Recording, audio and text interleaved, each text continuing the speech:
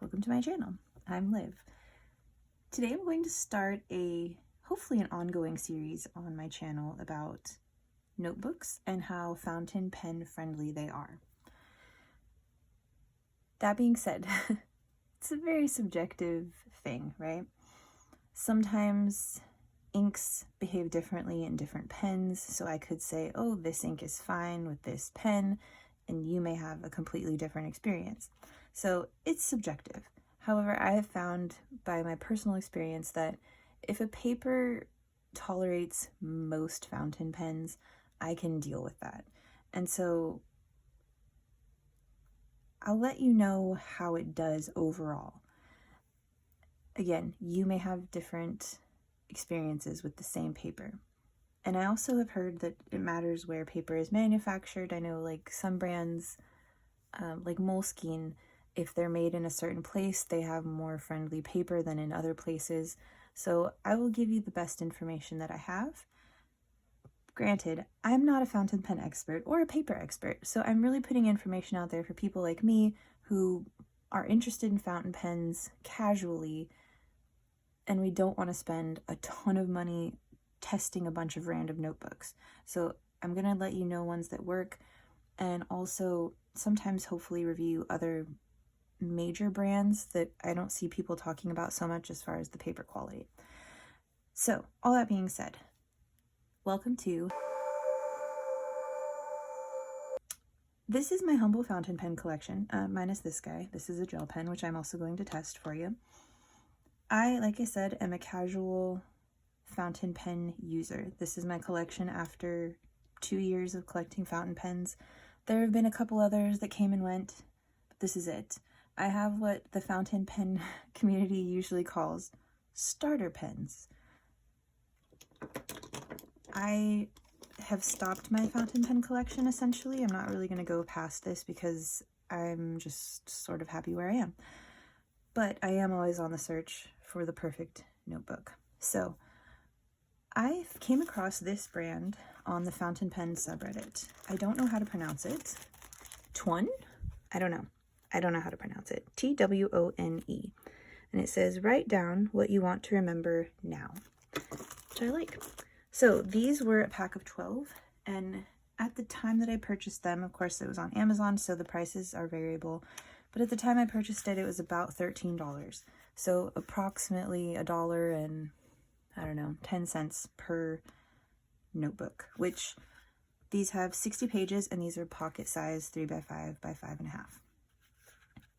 That's a really good deal, actually, because if you watch, or if you are in the notebook community, you've probably heard of Field Notes, which is a brand that does the same size notebook for, I think, approximately the same size as well.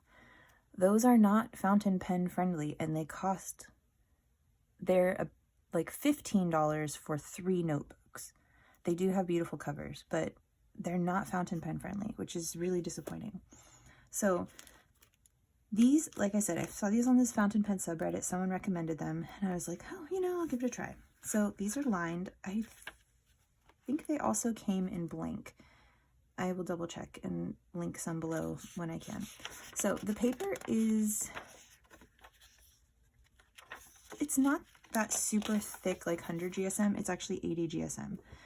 So I wasn't too sure when I bought it how it was going to go, but it's also sewn bound, which I really appreciate. I don't particularly like the staples, so I think this is a fantastic deal for like essentially $1 a notebook. That's a great deal. So I'm going to write in them with my pens, and then I will show you after, so you don't have to watch the whole writing thing. I'll show you after how it goes and let you know what inks I'm using and my overall general opinion.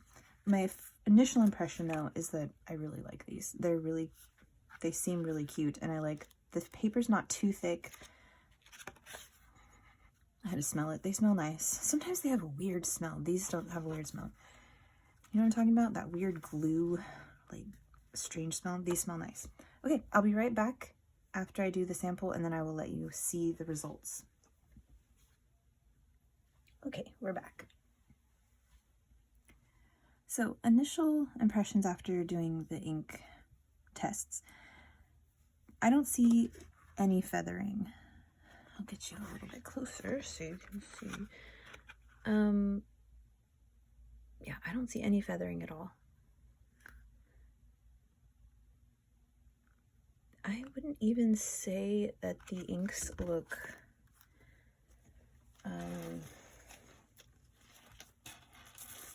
what's the word, when the ink like looks thicker, the nib looks thicker than it does on other paper. So just to do an example here, this is in the Wonderland 222, which has the new Tomoe River paper. So here's the Lamy Safari. It does look a little bit bolder, actually, now that I'm looking at the two of them next to each other. And I don't know about the Lamy Blue, though, on the next section. Those are the only two that are the same ink and the Energel. I would say this might look slightly bolder, just slightly, which isn't bad. So there's not like a bunch of pooling of the ink on the paper. It didn't feel scratchy either, which was nice. Only the pens that, you know, like the Sailor always feels a little scratchy. It felt a little scratchy, but that's normal. So as far as the bleed through test, I'll show you here. So this top line is the Atramentis Fog Grey in this Lamy Safari. There is slight bleed through. However, that's the same, I have the same thing in the new Tomoe River paper. This is the same ink and pen in this paper. So that's not too bad.